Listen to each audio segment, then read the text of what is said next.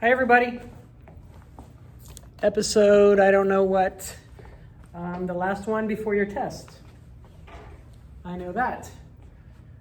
Okay, Nixon resigns August 8th, 1974. I'm 12 years and 3 days old. Gerald Ford.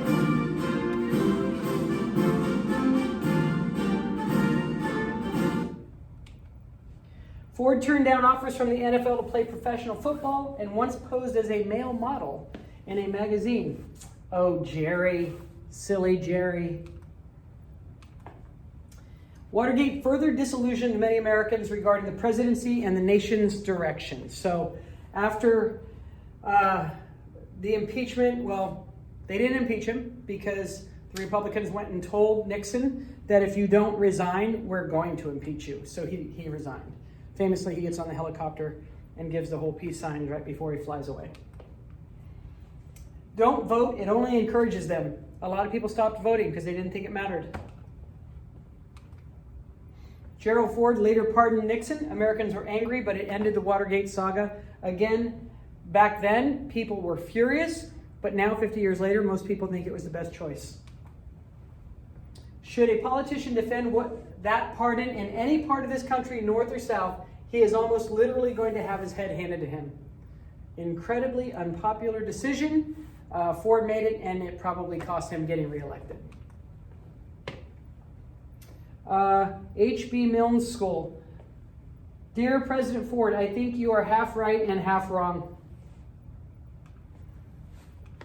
Jimmy Carter, the peanut farmer from Georgia. Jimmy Carter inherited a weak economy in 1977, and his inability to inspire and reassure Americans eventually impacted his popularity. So remember, this is going to be the third essay test about the Carter presidency. If you're going to do an intro paragraph, the intro paragraph, you could tell me about Gerald Ford and about pardoning Nixon and about how he was not even elected. Carter promised never to lie to the American people, and honestly, he's one of the most honest religious men that's ever been the president. He barely beat Ford, 297 to 240. That's similar to what's going to happen now. That's going to be very similar today or tomorrow. Whoever wins, Trump or Biden, it's going to be a very narrow margin. It's going to be incredibly close.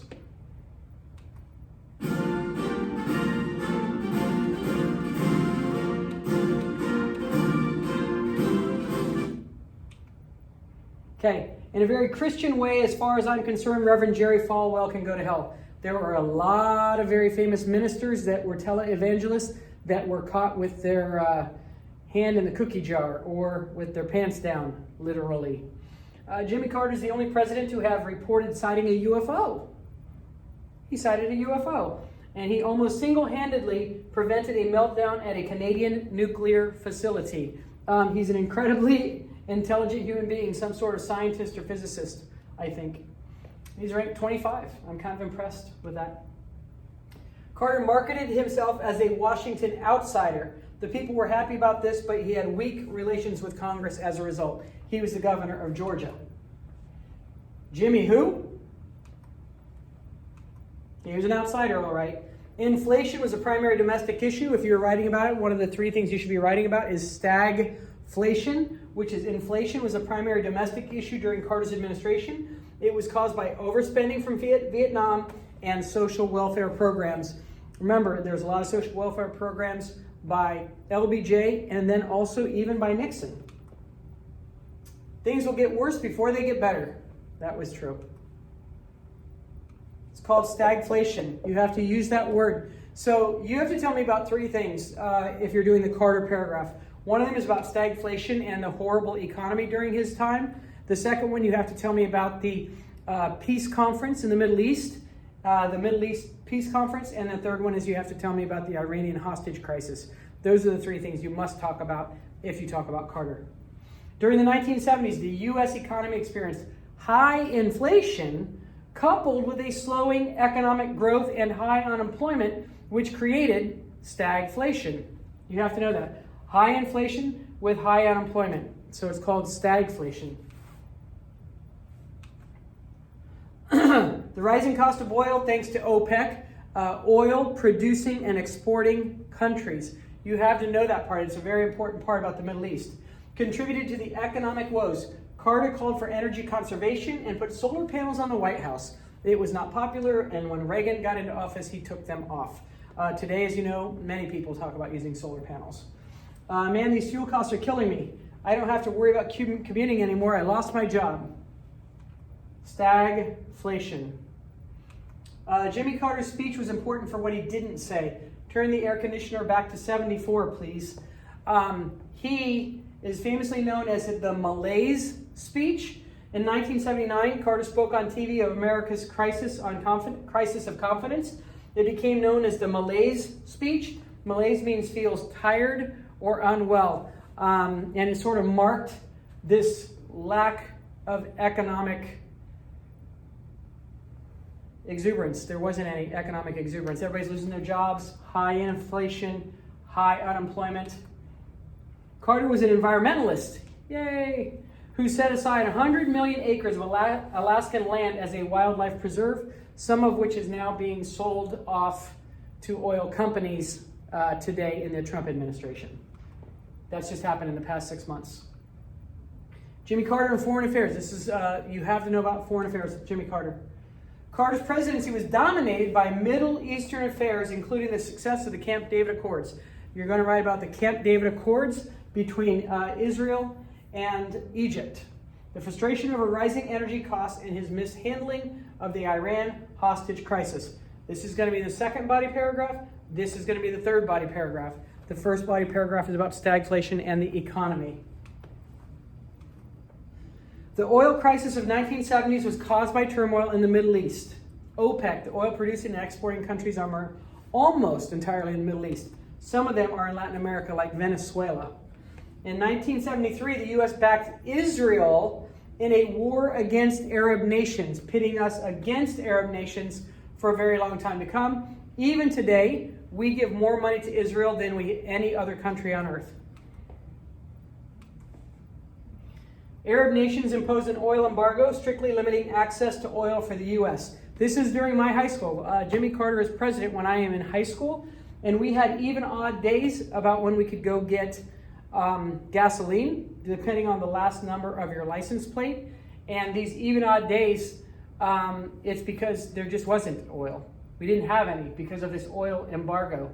U.S. government failure to end dependence on foreign oil. That's why people frack now, is because we don't want to depend on foreign oil. I mean, it's terrible for our environment. I hate fracking. But that's why we do it, so that we aren't dependent on foreign oil. I know why we do it. It still doesn't mean it's good for the environment. In 1974, OPEC ended the embargo, but they quadrupled the price of oil. The oil prices skyrocketed. Gasoline prices skyrocketed. Look at that. Bam! That's the entire time. That's the entire Carter presidency. Right there. Carter knew oil conservation and better relations in the Middle East were keys to resolving this oil crisis. So you're going to be talking about Israel here and Egypt. That's what we're talking about now, Middle East peace. Okay, this is Sadat of Egypt and Menachem Begin of Israel. Egypt and Israel signed peace accords at the presidential retreat at Camp David.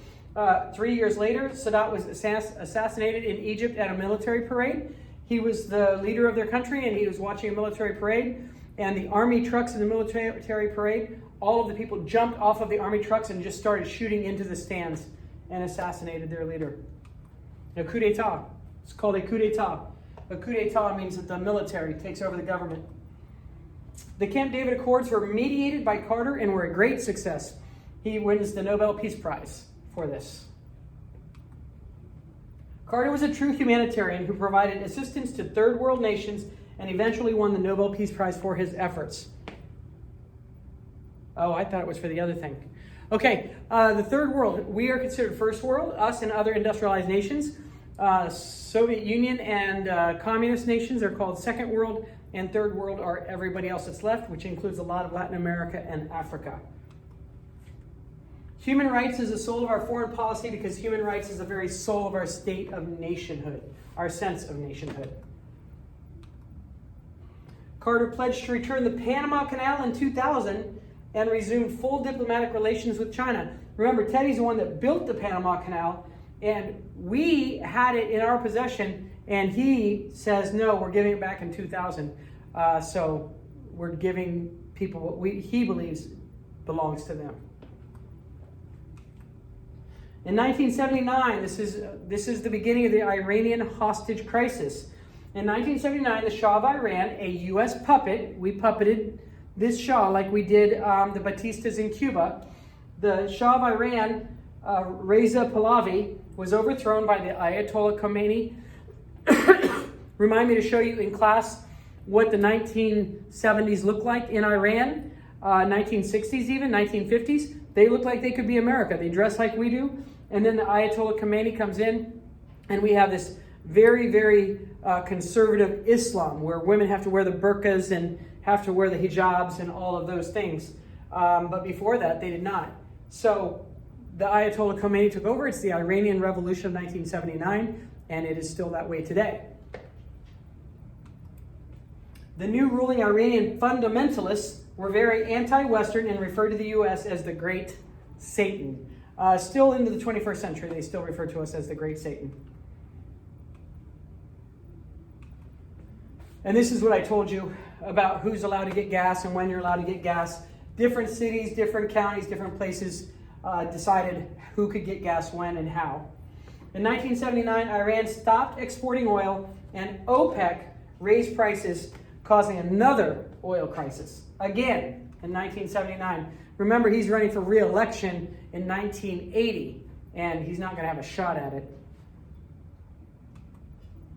In November 1979, the Iranians stormed the U.S. Embassy in Tehran and took 53 American hostages. Iran hostage crisis. Their demand was for the U.S. to return the exiled Shah.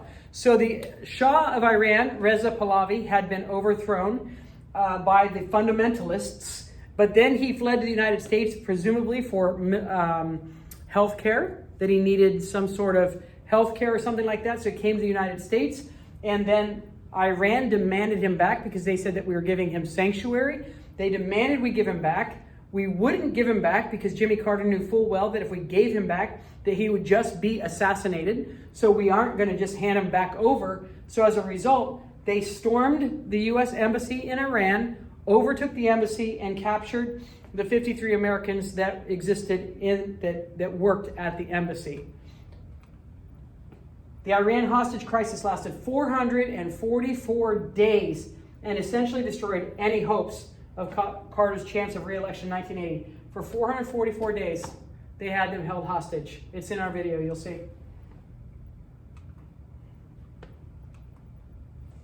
Carter tried economic sanctions and even ordered a failed rescue mission. It was terrible, like the planes ran into each other. It was awful. But the hostages remained in captivity. Like this rescue mission was disaster. It was a disaster.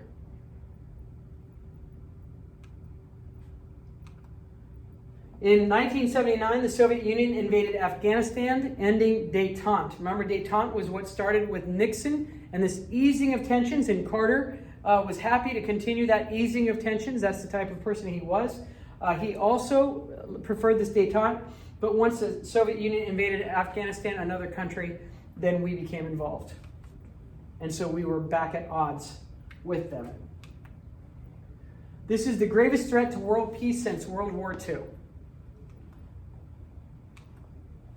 Carter ordered a renewal of the arms race, economic sanctions, and a boycott of the 1980 Summer Olympics. It was terrible, terrible, terrible. Everybody was sad. Just think that you spent your entire life working and working and working out to be able to participate in the Olympics, and then the 1980 Olympics come and we have boycotted them and you don't get to go to the Olympics. The next opportunity you have is 1984. A lot of time goes between 1980 and 84, and people that would have been in the 1980 Olympics might very well not qualify for the 1984 Olympics. So it's really sad, but politics got involved, and so we didn't go to the 1980 Summer Olympics. And then a return of conservatism, and the Republican Ronald Reagan, one of the most famous Republicans of all time, takes over. Ronnie, the rise of Reagan and conservatism. Next, after the next test, after our test. Okie dokie. Bye-bye.